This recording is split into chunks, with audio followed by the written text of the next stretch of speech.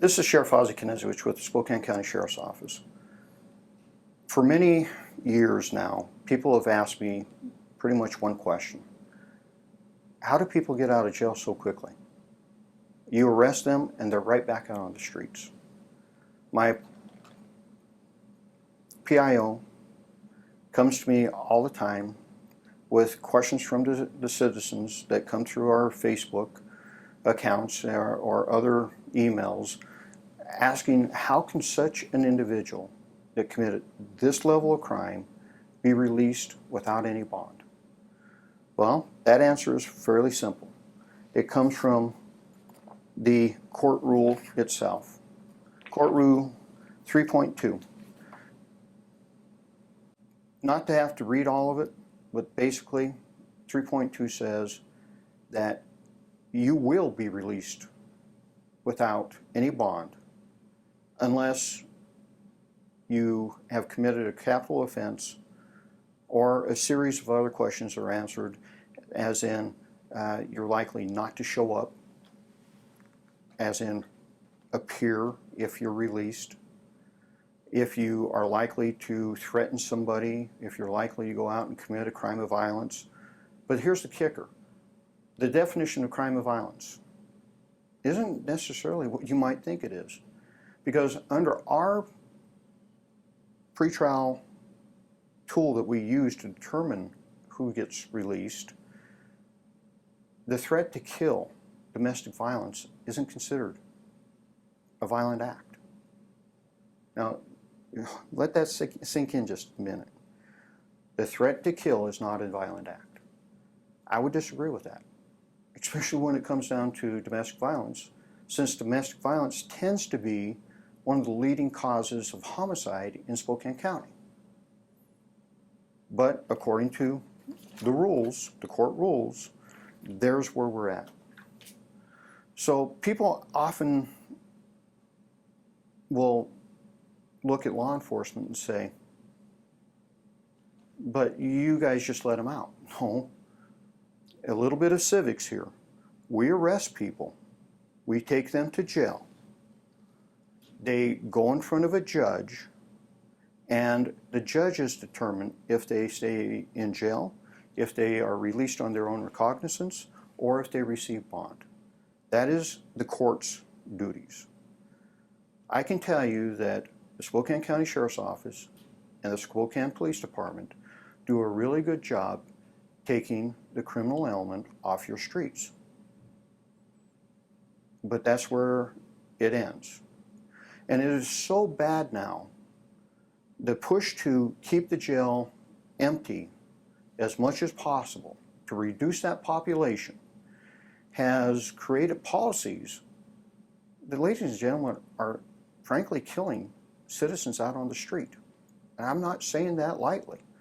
Here in the next few weeks, we will sit down and I will give you case and point as to why I say that. And it's to the point where the courts have actually given the jail the ability to release on recognizance. The jail staff, they don't even have to go in front of the judges at that point. The courts have given them that. And there are a few cases that I'll highlight here of people that either were released on their own recognizance or had a bond and went back and committed more felony acts.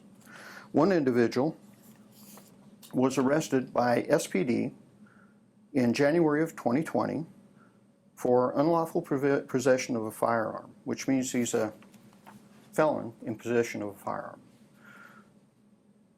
You know, I hear politicians scream about gun violence all the time, but we do nothing to end gun violence. If you've committed a crime with a gun, you should go to prison, and it should be mandatory. If you are a felon captured in possession of a firearm, that should be mandatory prison sentences also. But it's not. They release these people. Our governor released multiple multiple people who had been arrested for possession of firearms due to COVID. This individual was arrested by the Spokane County, let me rephrase that, was arrested by Spokane Police Department again on 6/3 of 2020, and he was in possession of a AR-style firearm. Now, mind you, he was out on bond at that point. He was out on $4,000 bond. And he was rearrested in possession of another firearm while he was out. He was also arrested at that point for controlled substance with possession with intent to deal. So you have a situation where our Safe Streets Task Force arrested this individual while he's out on bond, minimum bond, $4,000, which means he had to come up with $400 to get out. He's rearrested, and the courts gave him a $10,000 bond, which means he has to have $1,000 to get out. And we wonder why we have a crime problem. We wonder why we have a gun violence problem. So we have another individual who was arrested on October of 2019, and at that time he was arrested for possession of controlled substance. He bonded out, and he was rearrested on 3/18 of 20 and ordered by the court for burglary, second degree, commercial, possession of a stolen vehicle, criminal conspiracy, controlled substance delivery, manufacturing, possession, theft second from a building, and this individual was released on his own recognizance. And he has a history of being a violent criminal and is also known to be armed. When we went after this individual to arrest him, they actually used a SWAT team because he was so dangerous. I can go through many, many more.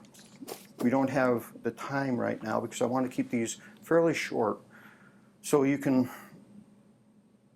listen to them, think about them, but every week we're going to talk about these type of issues. And you wonder why. Why is this happening? Well, it's because you have politicians in this area that don't believe that people should go to jail. As a matter of fact, some of them don't even think we should have a jail. And you have an organization that calls itself Smart Justice, which they really do not understand what smart justice even means. Smart justice is an idea that actually came out of Florida that Commissioner Mark Richard, and I, when he was on the Board of County Commissioners, brought back to Spokane. It has nothing to do with the quote-unquote smart justice that has formed under this group. Smart justice really is giving an individual the ability to change their life. Now, that usually means before they become a career criminal. It doesn't really work all that well on a career criminal, which many of the people in this that we arrest are career criminals. But you give them a chance, even the career criminal, you give them a chance, you put them on programming, you get a chance to change your life. However, if they violate their programming, they are arrested and they are held to full account for all the crimes, prior and the new crime they committed. It's swift and certain justice, swift and certain accountability. And the only way you can have that is you have to have a criminal justice system that recognizes that programming is important. However, if you violate your programming, you will be hit with swift and certain accountability and justice. And in order for that to work, you have to have an open bed space in the jail to deal with those type of issues, none of which the Spokane County criminal justice system really has. But you said, Sheriff, this other group says smart justice too. Okay. Well, here's what that other group's methodology of smart justice is based on. It's based on theory. And this book, right here, Criminological Theory, Past to Present, written by Francis Cullen and Robert Agnew, is a textbook, folks. It outlines exactly what the smart justice theory that these people want to run off of. And it is based in critical criminology. And critical criminology is sometimes called conflict, radical, or Marxian criminology. And yes, you did hear me say Marxist. One of the first concepts of this is the inequality of power are integral with understanding of crime and its control. Building on the work of Karl Marx, critical criminologists note that capitalism enriches some and impoverishes many. Does it sound familiar? Does it sound like all the stuff you are currently hearing from social justice opponents, or proponents, I should say? That's what the theory is based on. And in the next few weeks, we'll cover some of this theory. What exactly does it mean? You've heard the terms restorative justice.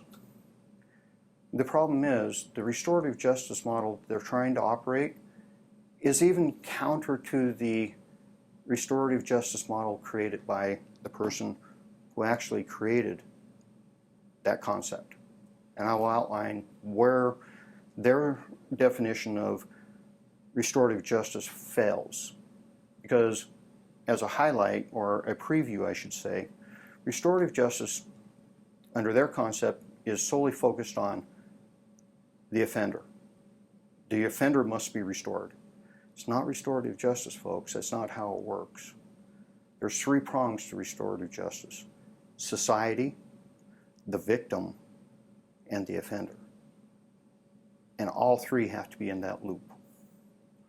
And we'll talk about why the social justice proponents here locally get it wrong, and why they are leading to many repeat offenders, many repeat victims, the victimization of this community, and quite frankly now, the death of some of our community members.